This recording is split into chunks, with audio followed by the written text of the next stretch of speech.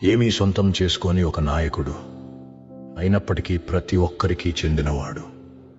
అతనే మన మోదీ. మన ప్రియతమ మోదీ. ఆయనకు సొంతంగా ఏ రాజభవనము లేదు, ప్రయాణానికి ఏ ప్రైవేట్ జెట్టు లేదు. ఆయన సొంత కారు గేటు వద్ద వేచి ఉండదు. పెద్ద బ్యాంక్ బ్యాలెన్స్ లేదు, రహస్య ఆస్తులు లేవు, భవిష్యత్తులో తప్పించుకోవడానికి దాచిన బంగారం లేదు. కోట్లాది కలల కోసం మేల్కొంటారు, దేశ భారాన్ని మోస్తూ నిద్రిస్తారు, తన కోసం జీవించరు.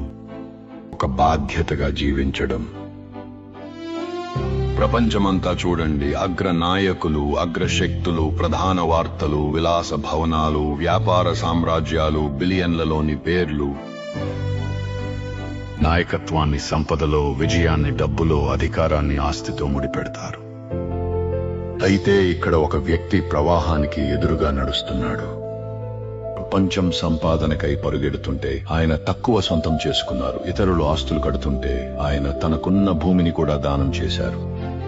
ఇతర చోట్ల నాయకత్వం ముందు నేను, తర్వాత దేశమని చెబుతుంది.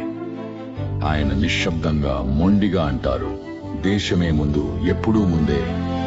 కాపాడుకోవడానికి వారసత్వం లేదు, భవిష్యత్ ఆస్తి లేదు.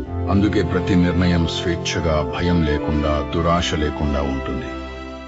దేశం బాధపడితే ఆయన నిశ్శబ్దంగా బాధపడతాడు.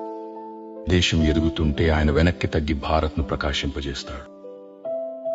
ఇది పేదరికం కాదు, ఇది ఒక ప్రయోజనం. ఇది ప్రదర్శనకై చేసే త్యాగం కాదు, ఇది ప్రతిరోజు ఎంచుకున్న జీవితం. సేవ చేయడానికి వచ్చాడు. ఏమీ లేని నాయకుడు, కాని 1.4 బిలియన్ల హృదయాలకు చెందినవాడు.